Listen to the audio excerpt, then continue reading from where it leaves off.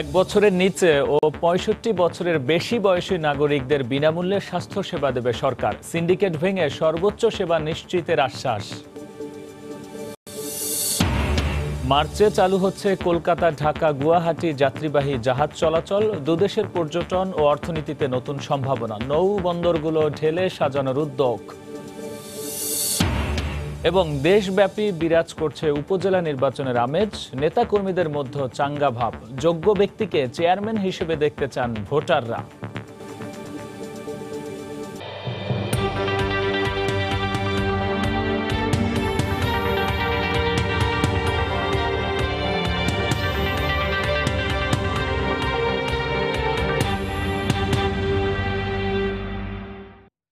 দেখছিলেন শিরোনাম। জনপদের সময়ের সঙ্গে আছি আমি গোলাম রাব্বি। এক বছরের কম বয়সী শিশু এবং ৬৫ বছরের ঊর্ধ্বে দেশের সব নাগরিককে বিনামূল্যে স্বাস্থ্যসেবা দেবে সরকার। বুধবার সচিবালয়ে এক সংবাদ সম্মেলনে এ ঘোষণা দেন স্বাস্থ্যমন্ত্রী ডাক্তার জাহিদ মালেক। আওয়ামী লীগ সরকারের নির্বাচনী ইশতেহার অনুসারে গুরুত্বপূর্ণ এ কর্মসূচি এ সরকারের মেয়াদেই বাস্তবায়নের কথাও জানান তিনি। স্বাস্থ্য খাতে যে কোনো ধরনের সিন্ডিকেট ভেঙে দেওয়ার পাশাপাশি এ খাতের উন্নয়নে সব বাধা কাটাতে তদারকি জোরদার করারও আশ্বাস দেন মন্ত্রী। একাদশ জাতীয় সংসদ নির্বাচন সামনে রেখে গত 18 ডিসেম্বর আওয়ামী লীগের নির্বাচনী ইশতেহার ঘোষণা করেন দলের সভাপতি শেখ হাসিনা। এ সময় তিনি নির্বাচনে বিজয়ী হলে স্বাস্থ্য খাতের উন্নয়নে নতুন নতুন পদক্ষেপ নেওয়ার কথা উল্লেখ করেন। এক বছরের নিচে এবং ৬৫ বছরের ঊর্ধ্বে সকল নাগরিকের জন্য বিনামূল্যে স্বাস্থ্য সেবা দেওয়া হবে। সকল বিভাগীয় শহরে একটি করে মেডিকেল বিশ্ববিদ্যালয় আমরা প্রতিষ্ঠা করব। নির্বাচনে বিজয়ী হয়ে গত ৭ জানুয়ারি টানা তৃতীয় মেয়াদে সরকার গঠন করে আওয়ামী লীগ। নতুন সরকার গঠনের পর এরই মধ্যে নির্বাচনী ইশতেহার ও প্রধানমন্ত্রীর নির্দেশনা অনুসারে বিভিন্ন মন্ত্রণালয় সহ স্বাস্থ্য খাতের উন্নয়নে অগ্রাধিকার ভিত্তিতে ১০০ দিনের কর্মসূচি ঘোষণার নির্দেশ দেওয়া হয়। তারই ধারাবাহিকতায় বুধবার সচিবালয়ে এক সংবাদ সম্মেলনে নিজ মন্ত্রণালয়ের ১০০ দিনের কর্মসূচি ঘোষণা করেন স্বাস্থ্যমন্ত্রী ডাক্তার জাহিদ মালেক। এতে স্বাস্থ্যসেবার মান উন্নয়নে নতুন নতুন হাসপাতাল স্থাপন, তদারকি জোরদার এবং এ খাতে সব সিন্ডিকেট ভেঙে দেওয়ার বিষয়টি গুরুত্ব পাবে বলে জানান তিনি। স্বাস্থ্যসেবার মান উন্নয়নের জন্য তদারকিটা খুব বেশি প্রয়োজন। একটা সেল থাকবে, প্রতিদিন প্রতিটা হাসপাতালের সাথে যোগাযোগ করবে, দেখবে স্বাস্থ্য সেবার অবস্থা কেমন। এ সময় তিনি বলেন, নির্বাচনী ইশতেহার বাস্তবায়নে দেশে ১ বছরের কম এবং ৬৫ বছরের বেশি বয়সী সবাই বিনামূল্যে স্বাস্থ্যসেবা পাবে। ১ বছরের নিচে এবং ৬৫ বছরের উপরে যে সমস্ত ব্যক্তি রয়েছে তাদেরকে বিনামূল্যে স্বাস্থ্যসেবা আমাদের দিতে হবে। এই বিষয়ে আমরা যথাযথ পদক্ষেপ আমরা গ্রহণ করব। ঢাকা মেডিকেল কলেজ হাসপাতালকে ৫,০০০ শয্যায় উন্নীত করার পাশাপাশি প্রতিটি বিভাগীয় শহরে একটি করে ১০০ শয্যার ক্যান্সার হাসপাতাল স্থাপন করা হবে বলেও জানান মন্ত্রী। আমি কিছু স্বাস্থ্য প্রসূন আশিস, সময় সংবাদ, ঢাকা। এদিকে স্বাস্থ্য সেবার মান বাড়াতে সরকারের কর্মসূচিকে স্বাগত জানালেও এত দ্রুত এ খাতে কতটা শৃঙ্খলা ফেরানো সম্ভব তা নিয়ে সংশয় প্রকাশ করেছেন বিশেষজ্ঞরা। এক্ষেত্রে সরকারি হাসপাতালে মানসম্পন্ন চিকিৎসার সুযোগ তৈরি, বেসরকারি হাসপাতালের সেবার মূল্য নিয়ন্ত্রণ, ওষুধের দাম নিয়ন্ত্রণ সহ বাজেটে বরাদ্দ বাড়ানোর কথা বলেন তারা। সাথে দীর্ঘমেয়াদী পরিকল্পনাও জরুরি বলে মনে করেন তারা। সরকারি হাসপাতাল বলতেই চোখের সামনে ভেসে ওঠে চিকিৎসকদের জন্য রোগীদের দীর্ঘ লাইন, সেবা পেতে নানা ভোগান্তির দৃশ্য। মানসম্পন্ন চিকিৎসা, প্রয়োজনীয় ওষুধ, উপযুক্ত সেবা পাওয়া এখনও অনেক রোগীর কাছেই আকাশকুসুম স্বপ্ন। এই পরিস্থিতিতে সেবার মান নিশ্চিতে বিনামূল্যে চিকিৎসা, চিকিৎসকের সংখ্যা বৃদ্ধি, হাসপাতাল নির্মাণ সহ সরকার ঘোষণা দিয়েছে ১০০ দিনের কর্মসূচি। তবে এই ঘোষণায় মিশ্র প্রতিক্রিয়া জানালেন সাধারণ মানুষ। বেসরকারি ডায়াগনস্টিক সেন্টারগুলো আছে, সেগুলোতে গেলে দেখা যায় যে আপনার প্রয়োজন ছাড়াই আপনাদের একটা পেশেন্টকে একটা টেস্ট দিচ্ছে, সেগুলো একটু নিয়ন্ত্রণ করা দরকার। বেসরকারির উপরে তাদের নজরদারি করতে হবে আগে, যেন সরকারি ডাক্তার ওইখানে গিয়ে চিকিৎসা না দিতে পারে। তাহলে আমাদের সরকারি হসপিটালগুলো একদম চাঙ্গা থাকবে এবং রোগীগুলো 100% সেবা পাবে। এটা হচ্ছে মৌখিক ঘোষণা, সেটার সাথে আন্তরিক প্রচেষ্টা কতটুকু আছে সেটা লক্ষণীয় বিষয়। উদ্যোগ খুবই ভালো, এটার বাস্তবায়ন এবং ইমপ্লিমেন্টেশন যেন সাধারণ জনগণ ঠিক মতো পায়।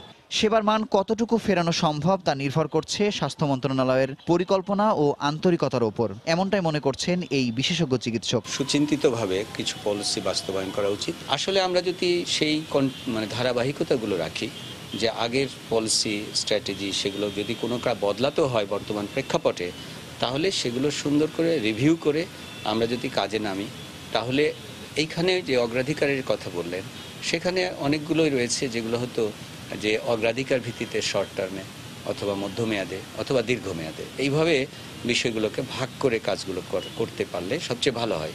বেসরকারি খাতে স্বাস্থ্যসেবা নিতে বাধ্য হন 60% বেশি রোগী। তাই মান অনুযায়ী চিকিৎসকের ফি নির্ধারণ, রোগ নির্ণয় পরীক্ষা, শয্যা ভাড়া, সার্জারি ও আইসিইউ খরচ কমানো সহ বেসরকারি হাসপাতালগুলোকে কঠোরভাবে নিয়ন্ত্রণে আইন তৈরির পরামর্শ বিশেষজ্ঞদের। শুধু ডাক্তারদের ফি নিয়ে এটা নিয়ে এত কথা বলে কিন্তু এটা সমস্যার সমাধান হবে না। এটাও যেমন দরকার, পাশাপাশি যদি সেগুলো নিয়ন্ত্রণের কোনো ব্যবস্থা না হয় তাহলে স্বাস্থ্য ব্যবস্থার বা স্বাস্থ্য ঝুঁকির যে প্রবলেমগুলো এটা থেকে তো উত্তরণের কোনো সুযোগ নাই। তবে স্বাস্থ্যসেবার গুণগত মান পরিবর্তনে দুর্নীতি বন্ধের সাথে দীর্ঘমেয়াদী টেকসই পরিকল্পনার দিকেই বেশি জোর দিলেন বিশেষজ্ঞরা। মুজাহিদ শুভ, সময় সংবাদ, ঢাকা।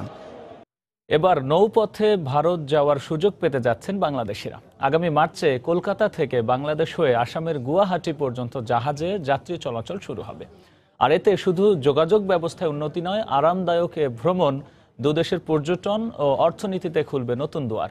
নৌ যোগাযোগের সম্ভাব্য সব দিক বিবেচনা করতে আগামীকাল বৈঠকে বসছে সরকারের সংশ্লিষ্ট দপ্তরগুলো। এহসান জুয়েলের রিপোর্ট। এদেশের ভ্রমণ পিয়াসী মানুষের স্বপ্ন সত্য হতে যাচ্ছে। এবার দুই পারের সবুজ প্রকৃতি দেখে আর নদীর কলতান শুনতে শুনতে জাহাজে ভ্রমণ করে যাওয়া যাবে ভারত। নৌ প্রোটোকল চুক্তির আওতায় বাংলাদেশ ও ভারতের মধ্যে পণ্যবাহী জাহাজ চলাচল করছে 1972 সাল থেকে। গত বছরের সেপ্টেম্বরে দুই দেশের মধ্যে এসওপি অনুসারে আগামী মার্চ মাস থেকে যাত্রীবাহী জাহাজ চলাচল শুরুর ব্যাপারে এর মধ্যে আগ্রহ দেখিয়েছে দুটি কোম্পানি। এর মধ্যে আরভি বেঙ্গল গঙ্গা ভারতের আর জার্নি প্লাস প্রতিষ্ঠানটি বাংলাদেশের। মূলত ভারতের কলকাতা হয়ে বরিশাল, চাঁদপুর, নারায়ণগঞ্জ হয়ে ঢাকা আসবে এই রুটের জাহাজ। পরে ঢাকা, মাওয়া, আরিচা, সিরাজগঞ্জ, চিলমারি হয়ে যাবে আসামের গুয়াহাটি। এই উপলক্ষে সব প্রস্তুতি সম্পন্ন করেছে বাংলাদেশ। ইতিমধ্যেই অবকাঠামোগত উন্নয়নের কাজ শুরু হয়ে গেছে। 31টা নদী বন্দর, তার মধ্যে 6টা নদী বন্দর হচ্ছে প্রোটোকল রুটের আন্ডারে। ইমিগ্রেশন ফ্যাসিলিটি ডেভেলপ করার জন্য আপাতত টেম্পোরারি কিছু ব্যবস্থা করা হচ্ছে। আগামী 1 থেকে 1.5 বছরের ভিতরে একটা আন্তর্জাতিক মানের স্ট্রাকচারাল একটা অবকাঠামোগত উন্নয়ন আমরা সাধন করতে পারবো। কলকাতা থেকে গুয়াহাটি 1535 কিলোমিটার পুরো ভ্রমণে সময় লাগবে 17 দিন। আগামী 29 মার্চ শুরু হবে প্রথমবারের মতো এই যাত্রা। মূলত পর্যটকদের লক্ষ্য করে শুরু হওয়া এই প্রকল্পে একজন যাত্রীর খরচ হতে পারে 20 থেকে 25,000 টাকা। বিআইডব্লিউটিসি তার একটি জাহাজ আমরা চেষ্টা করতেছি যে এটা ঢাকা থেকে কলকাতা পর্যন্ত চালু করার জন্য। সভা করে এটার ইমিগ্রেশন, সিকিউরিটি ক্লিয়ারেন্স কিছু বিষয় আছে। অনেক পর্যটক ভারত থেকে আসবে, তাতে আমাদের যোগাযোগ, ব্যবসা, নৌ বাণিজ্য এবং পর্যটন তাদের এই সুবিধাগুলো হবে। প্রতি বছর সড়ক ও আকাশপথে দুই দেশের মধ্যে 15 লাখ মানুষ যাওয়া আসা করেন। দেশের ভিতরে নৌপথে ছোট বড় 800 জাহাজ চলাচল করলেও আন্তর্জাতিক রুটে চলতে পারে মাত্র 12টি। দুদেশের জন্য লাভজনক এই প্রকল্পে বাংলাদেশ সমানভাবে অংশ নিতে হলে দ্রুত বেসরকারি জাহাজ নির্মাতাদের উৎসাহী করে বাড়াতে হবে জাহাজের সংখ্যা। আর যে নৌবন্দরগুলো ব্যবহার করা হবে সেগুলোতে প্রয়োজনীয় অবকাঠামো নিশ্চিত করা গেলেই আসবে টেকসই ও কার্যকর সুবিধা। এহসান জুয়েল, সময় সংবাদ, নারায়ণগঞ্জ। সংসদ নির্বাচনের পর এবার দেশব্যাপী উপজেলা নির্বাচনের হাওয়া বইতে শুরু করেছে। এ উপলক্ষে বিভিন্ন রাজনৈতিক দলের নেতাকর্মীদের মধ্যে বিরাজ করছে চাঙ্গা ভাব। রাজশাহীর পবা ও গোদাগাড়ী উপজেলার বিভিন্ন শ্রেণী পেশার মানুষ এলাকার উন্নয়নে যোগ্য ব্যক্তিকে চেয়ারম্যান নির্বাচিত করতে চান। আমাদের খরা প্রবণতা এলাকা, এখানে পানির আমাদের আর্সেনিক আছে, স্বাস্থ্য সেবাটার আমাদের সমস্যা আছে, আমরা এটা পাই না। নগরের সুবিধা আমরা গ্রামে যেন পাই। আমরা ধানের দর চাই, আমরা কৃষকের ওপর বুঝেছেন ঠিক মতন নজর দিতে হবে। কৃষকের যে ন্যায্য মূল্য সেই জিনিসটা পাওয়ার জন্য সরকারকে আমাদের কথা তার মুখ দিয়ে বলে আমরা এটাই চাই। উন্নয়নমূলক কাজগুলো হবে, মানে আমরা নারীরা যেন উন্নয়নমূলক প্রশিক্ষণগুলো পাই। আমরা চাই যে উপজেলা চেয়ারম্যান হবে এই এলাকায় শিক্ষার মান উন্নয়ন করবে। প্রত্যাশা দিবে মানুষের মাঝে যে নির্বাচিত হওয়ার পর আমি এই সমস্ত কাজগুলো করব, যেন ভরসা থাকে যে হ্যাঁ তিনি এই সমস্ত কাজগুলো করতে পারবে। এরকম ব্যক্তিকে আমরা উপজেলা নির্বাচনের দেখতে চাই। যারা পরীক্ষিত মানুষ, সৎ মানুষ, এলাকার কাজ করবেন তাদেরকেই জনগণ নির্বাচিত করবে। স্কুল, রাস্তাঘাট এসব যেন আরও উন্নয়ন হয়, গোদাগাড়ি একটা মডেল থানা হিসাবে যেন বাংলাদেশের মানচিত্রে প্রতিষ্ঠিত হয়। উপজেলা নির্বাচন নিয়ে সাধারণ মানুষের ভাবনা জানাতে রাজশাহীর নওহাটা থেকে যোগ দিচ্ছেন রিপোর্টার রাকিবুল হাসান। আমরা সরাসরি চলে যাচ্ছি তার কাছে। ধন্যবাদ রাব্বি। জনপদের সময়ে আজকে আমরা কথা বলবো উপজেলা নির্বাচন নিয়ে, এবং আপনি জানেন যে আজকে আমরা রাজশাহীর যে নওহাটা যে পবা যে উপজেলা সেটা নওহাটা এলাকায় এসেছি, এবং এখানে আমাদের সঙ্গে অনেকেই যুক্ত হয়েছেন এই এলাকার যারা ভোটার রয়েছেন, যারা এলাকার জনগণ রয়েছেন তারা। আমরা একটি বিষয় জানিয়ে রাখি রাব্বি আপনাকে যে কিছুদিন আগেই কিন্তু জাতীয় সংসদ নির্বাচন শেষ হয়েছে, এবং নির্বাচন শেষে কিন্তু সেটির রেশ কাটতে না কাটতে আবারও উপজেলা নির্বাচন কিন্তু এই অঞ্চলের যারা মানুষ রয়েছেন তাদেরকে কিন্তু আবারও উজ্জীবিত করেছে নির্বাচন প্রসঙ্গে, এবং তারা কিন্তু তাদের নানা ধরনের প্রত্যাশার কথা কিন্তু তারা বলছেন, এবং উপজেলা নির্বাচন নিয়ে কিন্তু বেশ উৎসুক এবং উৎসাহ বোধ তাদের মধ্যে আমরা লক্ষ্য করছি। আমরা তাদের সঙ্গে সেই বিষয়টি নিয়ে কথা বলবো। আমাদের সঙ্গে এখানে উপস্থিত হয়েছেন এই উপজেলার বিভিন্ন শ্রেণী পেশার মানুষ, এবং তারা তাদের যে প্রত্যাশা আগামী নির্বাচন নিয়ে, এবং তারা আসলে তাদের এলাকার যে সমস্ত উন্নয়নগুলো প্রত্যাশা করছেন সেই উন্নয়নের কথাগুলো তারা আজকে আমাদেরকে বলবেন, এবং কিছুক্ষণ আগেই তারা আমাদেরকে এই বিষয়গুলো নিয়ে বলছিলেন। তো আমরা শুরুতেই এখানে যারা এই এলাকারই মানুষ, আমরা তাদের সাথে একটু কথা বলতে চাই যে আসন্ন যে উপজেলা নির্বাচন, সেই উপজেলা নির্বাচনে আসলে আপনারা কি প্রত্যাশা করছেন? আমরা প্রত্যাশা করছি যে রাস্তাঘাট উন্নয়ন যে করবে, যে স্কুল কলেজ উন্নয়ন করবে, এবং সৎ লোক এবং আওয়ামী লীগের সৎ লোকে কি আমরা ভোট দেবো। তিনি তার নিজস্ব মতামতটি দিয়েছেন। আমরা একটু আপনার কাছ থেকে জানতে চাইবো যে আগামীতে উপজেলা নির্বাচনের মধ্য দিয়ে আসলে আপনারা আপনাদের এলাকার কোন বিষয়গুলোকে যারা মনোনীত হবেন বা নির্বাচনে আসবেন তাদের কাছে কি চান? আসলে আমরা জানি কিছুদিন আগেই কিন্তু একাদশ জাতীয় সংসদ নির্বাচন অনুষ্ঠিত হয়েছে, এবং সেখানে আওয়ামী লীগ সরকার বিপুল ভোটে জয়লাভ করেছে। শুধু এই জয়লাভই না, বিগত বছরে আরও 3বার জয়লাভ করেছে, মোট 4বার। তো জননেত্রী শেখ হাসিনার হাতকে আরও বলিষ্ঠ ও শক্তিশালী করার জন্য আমাদের এখানে যোগ্য, শিক্ষিত ও দক্ষ লোককে আমরা নির্বাচিত করব, যিনি সমাজের উন্নয়নে বলিষ্ঠ ভূমিকা পালন করবে। ধন্যবাদ। আসলে সমাজের উন্নয়নে যারা ভূমিকা রাখবেন তাদেরকেই প্রত্যাশা করছেন তারা। একটি জিনিস বলি যে আসলে সংসদ সদস্যরা তো আসলে বিভিন্ন সময় সংসদেও থাকেন, কিন্তু যারা একেবারেই উপজেলা পর্যায়ে থাকেন, উপজেলা চেয়ারম্যান বা কাউন্সিলর, তাদেরকে সহজেই পাওয়া যায়। তো তাদের থেকে আপনারা আসলে কি প্রত্যাশা রাখছেন? আমরা গরিব দুঃখের মাঝে যে নেতা থাকবে তাকে চাই, আমরা সবার সবসময় পাবো, ডাকলে তাকে চাই, এই আমার প্রত্যাশা। আচ্ছা, পাশে আরো একজন আছেন, একজন চিকিৎসক, আমরা একটু তার কাছ থেকে জানতে চাইবো তার প্রত্যাশার কথা আগামী যে উপজেলা নির্বাচন সেটিকে নিয়ে আপনারা কি ভাবছেন? আমাদের পরিকল্পনা হচ্ছে আমাদের এই অঞ্চলটা যাতে রাস্তাঘাট, কালভার্ট এগুলো যাতে সঠিকভাবে হয়, এবং আমাদের যে এলাকার যে সমস্ত যুব সমাজ আছে তারা যাতে সেইভাবে প্রতিষ্ঠিত হতে পারে। আমাদের প্রত্যাশা এটাই যে আমরা যাতে সামনের দিকে ভালোভাবে অগ্রসর হতে পারি, এবং হানাহানি, মারামারি, কাটাকাটি এ ধরনের কোনো রকম বিষয় যাতে না থাকে, সুন্দর সুস্থভাবে আমরা থাকতে চাই। এটাই আমার প্রত্যাশা, এবং জননেত্রী শেখ হাসিনার কাছেও আমাদের এটাই আবদার। আচ্ছা, ধন্যবাদ আপনাকে। আমাদের সঙ্গে রাব্বি আছেন একজন যুব প্রতিনিধি, আমরা তার সাথে কথা বলতে চাই যে আসলে আপনারা কি চাচ্ছেন আগামী যে উপজেলার নির্বাচন রয়েছে সেখান থেকে? আমরা চাচ্ছি যে একটা সৎ, যোগ্য প্রার্থী যারা আমাদের এসে কাজ করবে, আমাদেরকে দেখাশোনা করবে, কোনো দাঙ্গা হাঙ্গামা থাকবে না, এরকম প্রার্থী যেন বড় দুটো দল আওয়ামী লীগ এবং বিএনপি তারা যেন যোগ্য একটা প্রার্থী আমাদের হাতে তুলে দেয়, তাদেরকে যেন আমরা পাশ করাতে পারি এবং আমাদের সঙ্গে যেন থাকতে পারে সে। ধন্যবাদ আপনাকে। একটি যোগ্য প্রার্থী সেটি যে দলেরই হোক না কেন সেটিকে তারা অনেক বেশি গুরুত্ব দিচ্ছেন। আমরা একটু আপনাদের থেকেও আসলে শুনতে চাই যে আসলে যারা প্রার্থী হবেন তাদেরকে আসলে আপনারা কেমন প্রার্থী আসলে চান, সেটি যে কোনো দলেরই হতে পারে কেন? যোগ্য প্রার্থী হলে চলবে, যোগ্য এবং সৎ। যে আপনার যে অসৎ প্রার্থী আমরা চাই না, অসৎ প্রার্থী চাই না, সৎ প্রার্থী চাই। সৎ প্রার্থী সৎ কাজ করবে, রাস্তাঘাট, স্কুল, কলেজ, মাদ্রাসা, মসজিদ এগুলোকে যে উন্নয়ন করবে তাকেই আমরা চাই। ধন্যবাদ আপনাকে। আসলে যোগ্য প্রার্থী বলতে আসলে যিনি প্রার্থী হবেন তার মধ্যে কোন গুণগুলো থাকা প্রয়োজন বলে আপনি মনে করছেন? আসলে প্রথমত যেটা দেখতে হবে সেটা শিক্ষাগত যোগ্যতা। আসলে শিক্ষাগত যোগ্যতা যদি না থাকে তাহলে সমাজের উন্নয়নে কোনো ভূমিকা রাখতে পারবে না। আমরা চাই শিক্ষিত ব্যক্তি আসুক এখানে। শুধু শিক্ষায় যে আসলে সব কিছু করে দেবে তা না, আবার দক্ষ হতে হবে, কাজ সম্পর্কে অভিজ্ঞতা থাকতে হবে। আমরা চাই যে এমন একজন ব্যক্তি আসুক যে আধুনিক এবং অত্যাধুনিক মডেল একটা উপজেলা, এই পবা উপজেলাকে গঠন করতে পারবে।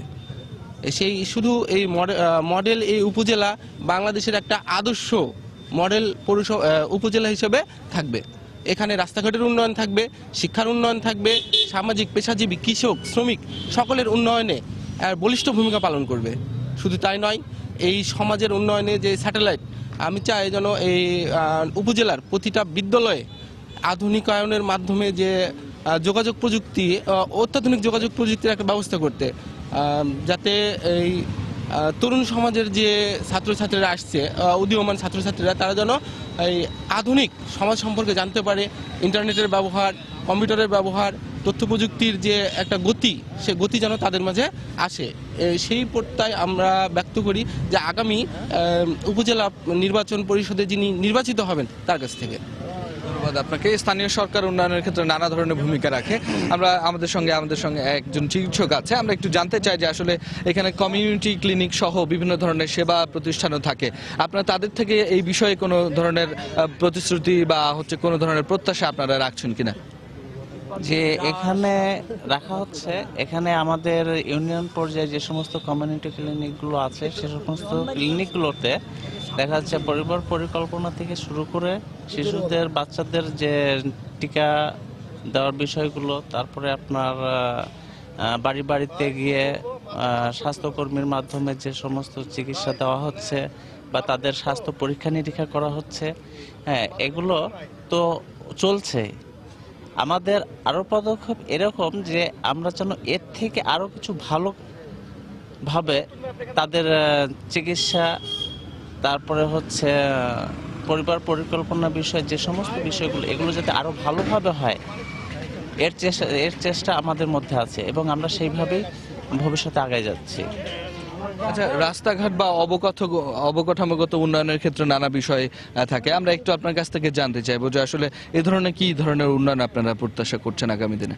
আসলে ভালো কিছু দেশের জন্য করতে হলে সুশিক্ষিত লোক হতে হবে, যোগ্য হতে হবে, না হলে কিন্তু দেশ আগাতে পারবে না।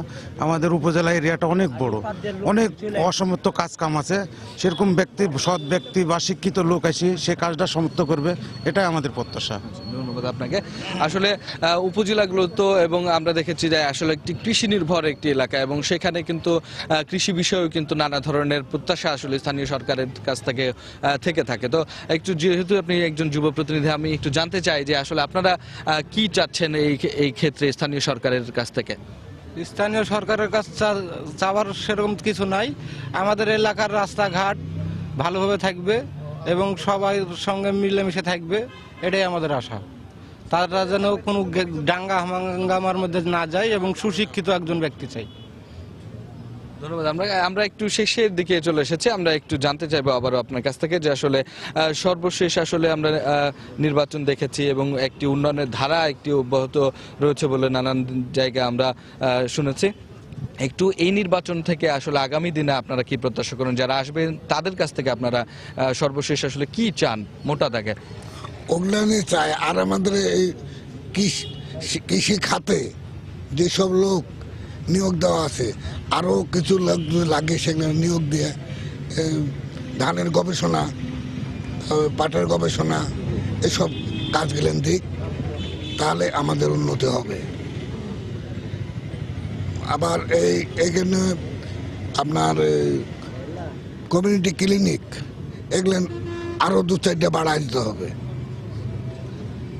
ধন্যবাদ আপনাকে। আসলে রাব্বি, আপনি শুনছিলেন যে আসলে রাজশাহীর এই যে পবা যে উপজেলা, সেটির যে নওহাটা এলাকা, সেখানকার যারা ভোটাররা রয়েছেন তারা কিন্তু ভাবছেন যে আগামী নির্বাচনে যিনিই নির্বাচিত হন না কেন, এখানে স্থানীয় সরকারের যে অধীনে যে সমস্ত উন্নয়ন প্রকল্পগুলো বা উন্নয়ন কাজগুলো, সেই সমস্তগুলো সুষ্ঠুভাবে সমাধান হবে এবং এই নির্বাচনে একজন যোগ্য প্রার্থী এখান থেকে নির্বাচন করবেন, সেই প্রত্যাশাই তাদের। পূর্ব ঘোষণা ছাড়াই আজ থেকে আগামী 19 ফেব্রুয়ারি পর্যন্ত সিলেটের তামাবিল স্থলবন্দর দিয়ে কয়লা রফতানি বন্ধ করে দিয়েছে ভারত। হঠাৎ করে আমদানি বন্ধ হয়ে যাওয়ায় বাংলাদেশি ব্যবসায়ীরা আর্থিকভাবে ক্ষতিগ্রস্ত হবেন বলে আশঙ্কা করা হচ্ছে। পাশাপাশি বেড়ে গেছে কয়লার দাম। বিস্তারিত জানাচ্ছেন আব্দুল আহাদ। দীর্ঘদিন বন্ধ থাকার পর 1 জানুয়ারি থেকে 31 জানুয়ারি পর্যন্ত কয়লা আমদানির অনুমতি দেয় ভারত সরকার। এরপর এলসি খুলে নতুন করে ব্যবসা শুরু করেন বাংলাদেশি ব্যবসায়ীরা। কিন্তু কোনো ঘোষণা ছাড়াই বুধবার থেকে ভারত সরকার কয়লা রপ্তানি বন্ধ করে দিয়েছে। আর আমদানি বন্ধ হয়ে যাওয়ায় ক্ষতির মুখে পড়েছেন বাংলাদেশি ব্যবসায়ীরা। 15 তারিখ এক্সটেনশন হওয়ার সম্ভাবনা ছিল, এটা না হয়ে আমরা 15 সিদ্ধান্ত শুনলাম যে 16 তারিখ থেকে কয়লা বন্ধ। এতে আমরা ব্যবসায়ীরা অনেক ক্ষতিগ্রস্ত। আমাদের অনেক এলসি পড়ে আছে, ভাঙ্গা এলসি। এটা নিষেধাজ্ঞার কারণে আজকে সাময়িকভাবে বন্ধ আছে। তবে এই বন্ধের বিষয়টি নিয়ে আমরা এরই মধ্যে ইন্ডিয়ান কাস্টমসের সাথে আলাপ আলোচনা চলছে। আশা করছি খুব সহজে হয়ে যাবে। ব্যবসায়ীরা জানান, কয়লা আমদানির জন্য গতকালও তারা ভারতে এলসি করেছেন। এখন বন্ধ হয়ে যাওয়ায় এলসির ডিউটির টাকায় ক্ষতি হবে তাদের। আমাদের ব্যবসায়ীদের অনেক ক্ষতিগ্রস্ত হবে। আমাদের কেবল গতকালকেই আমরা অনেক লক্ষ লক্ষ টাকার, কোটি কোটি টাকার এলসি করছি, সরকারের রাজস্ব দিছি। কার্পাসগুলো বাকি উপরে আটকে যাবে, বা অনেক লোড গাড়ি আছে বা লোড করাইছে, আমরা পাই নাই। অনেকে আছে নতুন এলসি করছে, কোনো মালই পায় নাই এখন পর্যন্ত। কয়লা আমদানি বন্ধ হয়ে যাওয়ায় বেকার হয়ে পড়েছেন হাজার হাজার কয়লা শ্রমিক। ট্রাক চালকরাও বসে আছেন বেকার। কাজ নাই, বেকার থাকে সারাদিন। আমার গাড়িতে 5-6 জন লোডার থাকে, তারাও অবসর হয়ে যায়, কোনো কাজকর্ম পায় না। প্রতিদিন এই শুল্ক স্টেশন দিয়ে 300-র মতো কয়লার ট্রাক দেশে প্রবেশ করে। কয়লা রপ্তানি বন্ধের প্রতিবাদে ভারতের মেঘালয়ে আন্দোলন করছেন সেখানকার ব্যবসায়ীরা। আব্দুল আহাদ, সময় সংবাদ, তামাবিল স্থলবন্দর, সিলেট। আমরা একটু আগে রিপোর্টে দেখেছি যে সিলেটে বেড়েছে পর্যটকের আনাগোনা। তবে প্রাকৃতিক সৌন্দর্য উপভোগ করতে গিয়ে নানা সমস্যার মুখোমুখি হতে হয় পর্যটকদের। এ বিষয়ে বিস্তারিত জানাতে সিলেটের লালাখান এলাকায় আছেন রিপোর্টার আব্দুল আহাদ। আমরা সরাসরি চলে যাচ্ছি তার কাছে। হ্যাঁ রাব্বি, আজকে আমরা পর্যটনের সমস্যা সম্ভাবনা নিয়ে কথা বলবো। আমার সঙ্গে আছেন 5 জন অতিথি দেখতে পাচ্ছেন। আমার একেবারে বায়ে আছেন জান্নাতুল ফেরদৌসী তারিন, সে একজন উন্নয়ন কর্মী, এবং আমার আরেকজন দেখতে পাচ্ছেন বায়ে জান্নাতুল তাসনুভা চৌধুরী, সে শাহজালাল বিজ্ঞান ও প্রযুক্তি বিশ্ববিদ্যালয়ের শিক্ষার্থী। এবং আমার একেবারে ডানে দেখতে পাচ্ছেন আলহাজ মোহাম্মদ সিরাজুল ইসলাম, তিনি একজন লন্ডন প্রবাসী এবং তিনি ট্যুরিজম ব্যবসায়ীও। এছাড়া আমার ডানে দেখতে পাচ্ছেন তিনি দৈনিক জালালাবাদ পত্রিকার নির্বাহী সম্পাদক আব্দুল কাদের তাপাদার, এবং আমার একেবারে ডানে দেখতে পাচ্ছেন মৃদুল কান্তি দত্ত, তিনিও ট্যুরিজম ব্যবসার সঙ্গে জড়িত। আমি শুরুতে কথা বলছি তাসনুভার সঙ্গে। তাসনুভা, যে আপনারা যখন যান যে বিভিন্ন পর্যটন কেন্দ্রে গিয়ে আপনারা কি কি সমস্যার সম্মুখীন হন? আমরা যেহেতু ইউনিভার্সিটি স্টুডেন্ট, আমরা প্রায় বিভিন্ন জায়গায় ট্যুরে যাই। তো ট্যুরের জায়গাগুলোতে প্রথমেই দেখা যায় কি যে আমি একজন মেয়ে, তো আমার প্রথমেই দেখা যায় অনেক জায়গাগুলোতে আমরা সিকিউরিটির অভাব বোধ করি। তো দেখা যায় যখনই আমরা সিলেটের বাইরে কোথাও যাচ্ছি, তখন দেখা যায় যে পর্যাপ্ত সিকিউরিটি আমরা পাচ্ছি না, বা স্থানীয়দের কাছ থেকে সেই পরিমাণ সাপোর্ট আমরা পাচ্ছি না। এবং অনেক ক্ষেত্রে দেখা যায় কি যে আমাদের কিন্তু পর্যটন পুলিশ নিয়োগ করা হয়ে থাকে সরকার থেকে, কিন্তু দেখা যায় যে বিভিন্ন ট্যুরিস্ট স্পটগুলোতে আমরা সে ধরনের পুলিশের সার্ভিসগুলো পাই না, বা দেখা যায় দরকারের সময় আমরা পুলিশ কল করলেও সেই ধরনের সাপোর্টগুলো আমাদের যথাযথ সময় আমরা পাই না, পরবর্তীতে হয়তো পাওয়া যায়। তো এই জিনিসগুলো যদি উন্নয়ন করা যায়, এবং রাস্তাঘাটের কথা অবশ্যই বলবো। আমি সিলেটের বিভিন্ন জায়গায়, আমার বাইরে থেকে যখন বন্ধু বান্ধবরা আসে, তারা সিলেটে বিভিন্ন জায়গায় ঘুরতে যায়, কিন্তু যখনই রাস্তার বেহাল দশা দেখে তখন তারা আসলে ইন্টারেস্টটা কমে যায়, স্বাভাবিকভাবেই কমে যায়। এবং যারা যায় তারা এসে বলে যে হ্যাঁ যেতে পারবে, কিন্তু অনেক কষ্ট। আপনি কষ্টের কথাটাই বললেন, যে তারিন আপনি কি মনে করেন যে কি পর্যায়ে আছি আমরা? আচ্ছা, আমি যেটা বলবো যে ওনার সাথে আমিও একমত। আমরা যখন কোথাও ঘুরতে যাই তো প্রথম যে জিনিসটা যে মেয়েদের ব্যাপারে, যেমন আমাদের সিলেটের বেশিরভাগ হচ্ছে পানি এরিয়া, যে রাতারগুল বলেন, লালাখাল বলেন, বিছনাকান্দি বলেন, জাফলং বলেন, পানির জায়গাগুলো থাকে। ওইখানে দেখা যায় যে পানিতে আমরা একটু নামি বা ভিজে যাই। ভেজার পরে হয় কি যে যখন আমি উঠলাম পানি থেকে, তখন আমি যে কাপড়টা চেঞ্জ করব তার জন্য কোনো জায়গা নেই। তো তার জন্য আমার মনে হয় ওখানে কোনো রেস্টুরেন্ট বা হোটেল বা ধরেন যদি উন্নয়নমূলক কোনো ব্যবস্থা থাকে তাহলে হচ্ছে যে আমাদের জন্য সুবিধা হয়। আর দ্বিতীয় যে জিনিসটি হচ্ছে সেটা হচ্ছে যে খাবারের যে প্রয়োজনীয়তা। আমরা কোথাও ঘুরতে গেলে খিদে লাগে, খেতে হয়, তো দেখা যায় যে মানসম্মত কোনো খাবার খাওয়ার জন্য আমাদের এখানে কোনো ব্যবস্থা নেই। আর শহর থেকে নিয়ে গেলে অনেক সময় খাবারটা নষ্ট হয়ে যায়, ওইটা অতক্ষণ থাকে না। তো ওখানে যদি এরকম রেস্টুরেন্ট বা থাকার জায়গা বা হোটেলগুলো করা হয় তাহলে আমাদের জন্য সুবিধা হবে। ধন্যবাদ, আপনার কথা শুনলাম। আপনি তো একজন প্রবাসী এবং আপনি লন্ডনে থাকেন এবং বাংলাদেশে আপনি হোটেল ব্যবসার সঙ্গে আপনি জড়িত। আপনি কি মনে করেন যে আমাদের দেশের পর্যটন কি পর্যায়ে আছে এখন? আমি শুরুতে সময় টিভির দর্শক শ্রোতাকে শুভেচ্ছা জানাচ্ছি এবং আমি যেটা বলতে চাই যে সিলেট আমাদের শাহজালাল শাহপরানের লীলাভূমি পুণ্যভূমিতে প্রাকৃতিক দৃশ্য ভরপুর, অনেক প্রাকৃতিক দৃশ্য আছে এখানে, কিন্তু প্রবলেম যেটা আমরা ফেস করতেছি যোগাযোগ ব্যবস্থা। কোনো সময় দেখা যায় আমাদের যোগাযোগ ব্যবস্থা অত্যন্ত খারাপ। তার জন্য বিশেষ করে আমি এটা বলতে যাব যে লন্ডন থেকে আমরা যখন ফ্যামিলি ছেলে পেলে নতুন প্রজন্ম যারা এদেরকে নিয়ে আসি, ওরা আসার জন্য খুবই ইচ্ছুক, কিন্তু এখানে আসার পরে এখানের যে রাস্তাঘাটে যে সমস্যা হয়, এয়ারপোর্টে যে সমস্যা হয়, ওই সব সমস্যা ফেস করার পরে ওরা আবার আর দ্বিতীয়বার এখানে আসতে চায় না। ওদের যে ছুটি কাটায় ওরা বছরে 2-3 বার, কিন্তু ওই ছুটিতে তারা ওয়ার্ল্ডের বিভিন্ন জায়গায় চলে যায়। তাদেরকে আমরা বাংলাদেশমুখী করতে পারি না। ওই সব কারণটা ওই যে যোগাযোগ ব্যবস্থা, ওইটাই বিশেষ কারণ, মূল কারণ। এবং আমি এটাই বলতে চাইবো যে যদি সারা বাংলাদেশে আমাদের যে ফ্লাইটের যে আমাদের সিলেট যে এয়ারপোর্ট আছে, আমাদের এয়ারপোর্ট থেকে যদি আমরা কক্সবাজারে অন্যান্য জায়গায় যোগাযোগ হয়, ফ্লাইট যায়, তাহলে আমাদের পর্যটনের আরো উন্নয়ন হবে। জি কাদের ভাই, আপনি একজন সাংবাদিক এবং অনেক দিন ধরে আপনি সাংবাদিকতার সাথে জড়িত। আপনি কি মনে করেন যে সিলেটে কিন্তু অনেক উন্নয়নও হচ্ছে?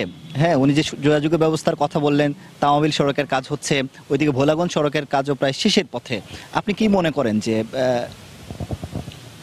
সিলেট হচ্ছে, আমি মনে করি যে বাংলাদেশের মধ্যে নয়, পৃথিবীর মধ্যে একটি বৈচিত্র্যময় ট্যুরিজমের অঞ্চল, যেখানে পাহাড় আছে, নদী আছে, যেখানে খাল আছে, হাওর আছে, ঝর্ণা আছে, এমন বৈচিত্র্যময় পর্যটনের অঞ্চল আমি আর দেখি না। আমি ঘুরেছি বাইরে, তো কথা হচ্ছে যে আমাদের যে মাজারা শাহপরান আছে, জাফলং আছে, লালাখাল আছে, রাতারগুল আছে, তারপরে সুনামগঞ্জের ইয়ে আছে, টাঙ্গুয়ার হাওর আছে, চাঁদর নদী আছে। আমরা তো ওখানে যখন আসে পর্যটকরা আসে, যখন বেড়াতে আসে, থাকবে কোথায়? থাকার জায়গা নেই। হয়তো জাফলং ছোটোখার ব্যবস্থা আছে, বড়লেখায় মাধবকুণ্ডে ছোটোখার ব্যবস্থা আছে, ওগুলো পর্যাপ্ত নয়। আমাদের একটি মহাপরিকল্পনা নিতে হবে আবাসিক থাকার জন্য, যাতে করে 2-3 দিন 1 দিন ঘোরাতে পারে এবং থাকতে পারে লোকজন। আজকে আপনি বলতে চাচ্ছেন যে পর্যটন কেন্দ্রের পাশে থাকার ব্যবস্থা, আবাসিক ব্যবস্থা করে তুলতে হবে এবং একটা পরিকল্পনা নিতে হবে। আজকে ভালো কথা, আজকে 3 জন মন্ত্রী সিলেটে ছিলেন, পররাষ্ট্রমন্ত্রী, বন পরিবেশ মন্ত্রী শাহাবুদ্দিন, পররাষ্ট্রমন্ত্রী মোমেন সাহেব এবং আমাদের পার্টি কল্যাণ মন্ত্রী ইমরান আহমদ। 3 জনের মুখ থেকে আজকে ট্যুরিজম নিয়ে কথা উঠেছে। আর মোমেন সাহেব বলেছেন যে আমরা সিলেট পর্যটনের ক্ষেত্রে পথ দেখাতে পারে। শাহাবুদ্দিন ভাই বলেছেন যে আমাদের ট্যুরিজম যে এরিয়াগুলো আছে, ইকো পার্ক, আমরা ওগুলাকে যাতে নষ্ট না হয় আমরা সেদিকে নজর দেবো। আমাদের ইমরান সাহেব বলেছেন যে আমাদের ট্যুরিজমের মাধ্যমে আমরা কর্মসংস্থান সৃষ্টি করতে পারি, সেখানে লোক নিয়োগ করতে পারে, মানুষ নিয়োগ করতে পারে, হোটেল হতে পারে। আমি মনে করি যে সিলেট সম্ভাবনাময় এলাকা এবং এটি সমন্বিত পরিকল্পনা করলে সিলেট বাংলাদেশের মধ্যে একটি বিশাল পর্যটন অঞ্চল হিসেবে গড়ে উঠবে। ধন্যবাদ দাদা। আপনিও ট্যুরিজম ব্যবসার সঙ্গে জড়িত এবং একটি হোটেলও আপনি চালান। আপনি কি মনে করেন, আপনি অনেক ট্যুরিস্টদেরকে আপনি প্রতিদিন ফেস করেন, তারা কি বলে আপনাদেরকে? দেখেন, আমি যে জিনিসটা বলতে চাচ্ছি যে ইদানিং আপনার দেশি পর্যটকের পাশাপাশি কিন্তু আপনি দেখেন বিদেশি পর্যটকরা প্রচুর পরিমাণে সিলেটে আসছে, কিন্তু আমাদের সিলেটে কিন্তু আপনার প্রচুর পর্যটন স্থানগুলো আছে যেগুলোতে গিয়ে আমি যে জিনিসটা বলবো যে পর্যটকরা আসলে বিড়ম্বনার সম্মুখীন হচ্ছেন। আমি সময় টেলিভিশনের মাধ্যমে প্রশাসনের প্রতি আমি একটু অনুরোধ জানাবো যে এই বিড়ম্বনা যাতে পর্যটকরা যেন কোনো ধরনের বিড়ম্বনা না পড়ে। বিশেষ করে বিড়ম্বনা বলতে আমি বলবো যে নৌকা, এখন আমরা সিলেটে যে পর্যটন স্থানগুলো আছে সবগুলাই কিন্তু নৌকা কেন্দ্রিক, নৌকা নিয়ে যাতায়াত করতে হয়। দেখা যাচ্ছে এটাতে কোনো লিমিটেড কিছু নেই, আনলিমিটেড সব কিছু 2000, 4000, 5000 যার যেমনি ইচ্ছা করে নিচ্ছে। তো আমি এই জিনিসগুলো, এই বিড়ম্বনা থেকে যদি পর্যটকরা একটু মুক্তি দেওয়া যায় এবং একটা নির্দিষ্ট জিনিস রিজনেবলের মধ্যে নিয়ে আসা যায়, তাহলে আমি মনে করি আরও পর্যটকরা সিলেটে আসবে। এবং আপনি দেখেন ইদানিং বিদেশি পর্যটকরা প্রচুর পরিমাণে সিলেটে আসছে। আর এই যে জিনিসগুলো হচ্ছে গিয়ে খাওয়া দাওয়ার ব্যাপার নিয়ে, মানুষ ভালো খাবার পাচ্ছে না, যেমন 2 টাকার জিনিস 10 টাকা দিয়ে খাচ্ছে, কোনো লিমিটেড কিছু না, আনলিমিটেডভাবে সব কিছু চলতেছে। এইগুলো একটু প্রশাসনের কন্ট্রোলে যদি নিয়ে আসা যায়, আমি মনে করবো সিলেটের যে পর্যটনের মান আছে এটা আরও বৃদ্ধি পাবে। হ্যাঁ দর্শক, আপনারা শুনছিলেন, আসলে আমরাও আজকে সারাদিন সিলেটের জাফলং, তারপরে তামাবিল 0 পয়েন্ট সহ আরও কয়েকটি জায়গা আমরা ঘুরে এসেছি।